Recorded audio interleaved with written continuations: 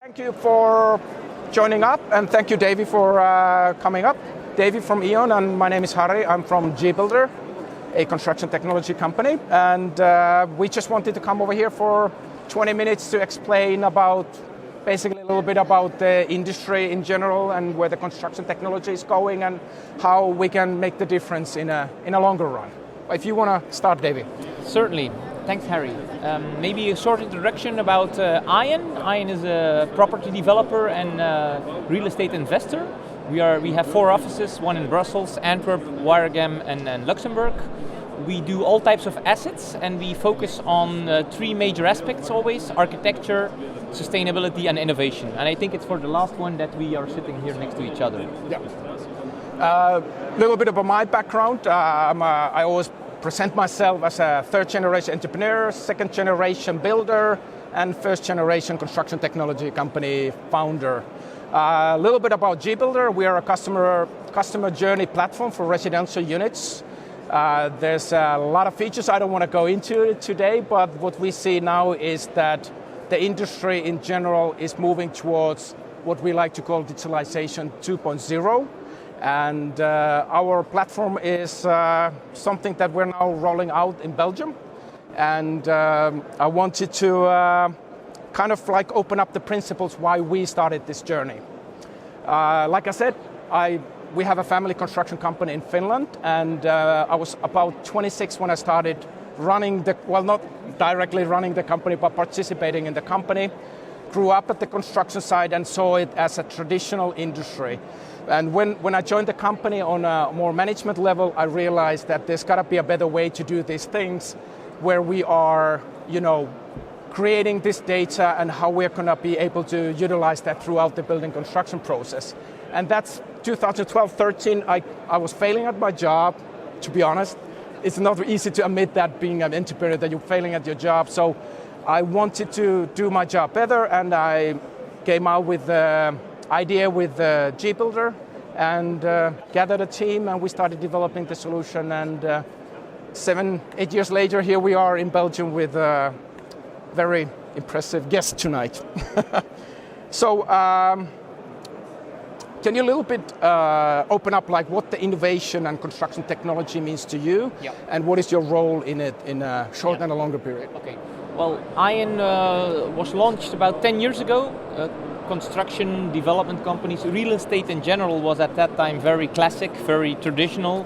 Still now, in my opinion, we are a very big, let us say, industry. But if you look at how we look at innovation, efficiency, etc., I feel that there is a lot still need to be done. I compare it always with the financial and insurance business about 10-15 years ago, where you had fintech coming up.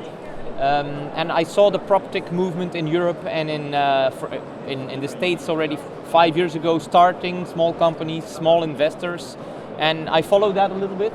And I am convinced that property developers, let us say suppliers in real estate like architects, contractors, and investors can have a lot of efficiency wins with the use of technology.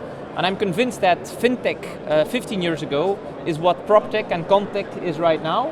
And that people, first movers that use technology to become more efficient, will be the winners of tomorrow.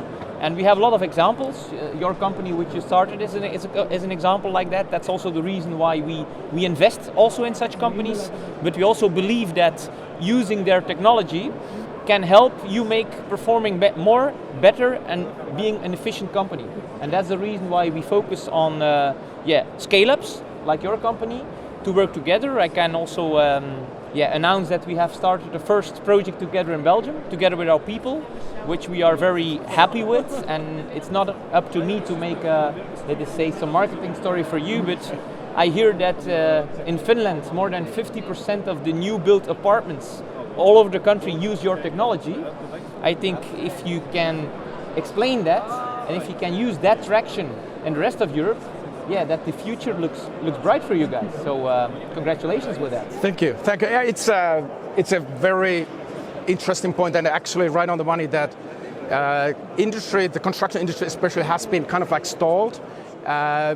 So many times I keep repeating, like, people from outside of the industry say that we don't want to change or anything like that, but I keep telling them that, the changes are not that there are risks, and in construction, if you make a small mistake, it always accumulates, and it can be exponential in that sense. And what I felt like, I think the digitalization has been trying to get into the industry for several years now, and a lot of solutions are solving these problems. But the thing is that what you guys, I know you guys also hopefully agree with us, is that there are multiple problems in the process, and not just that it's been traditional, but there's so much manual work.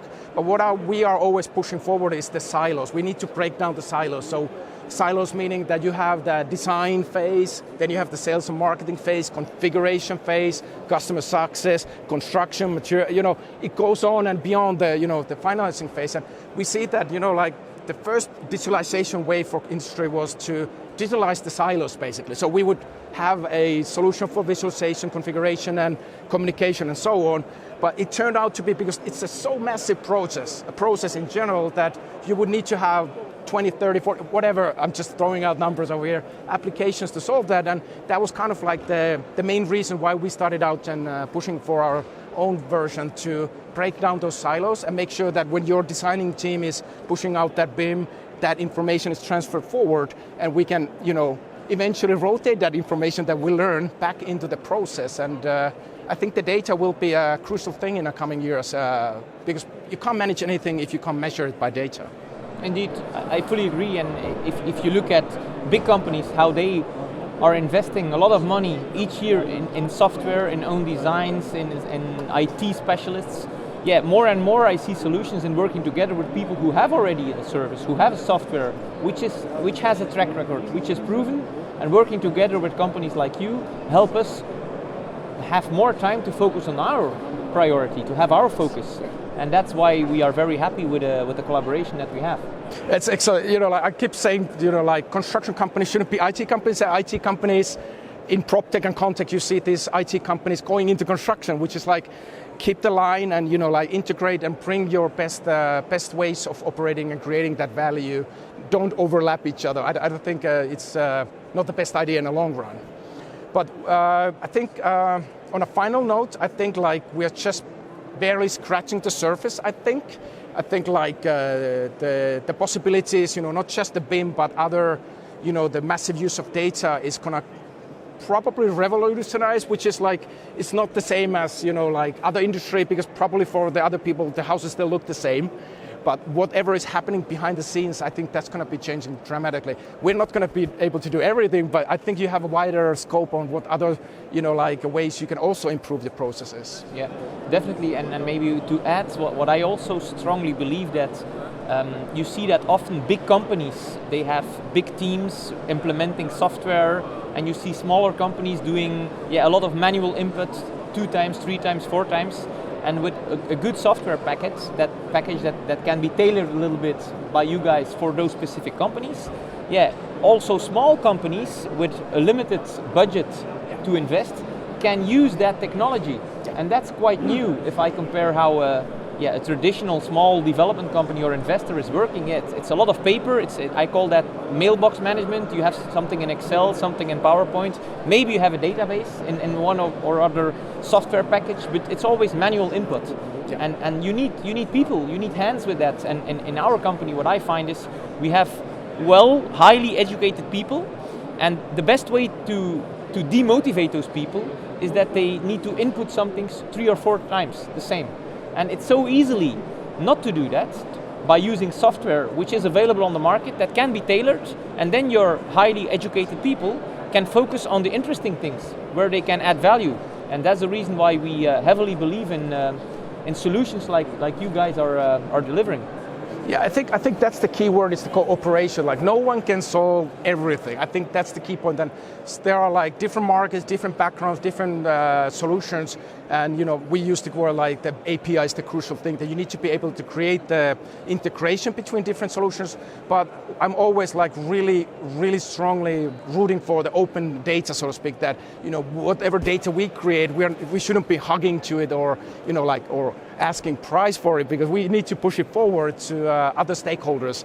And like I said, that eventually there should be enough data for you guys to start going back and forth, like optimizing. And the small improvements in this massive industry can be huge beneficial in financial side.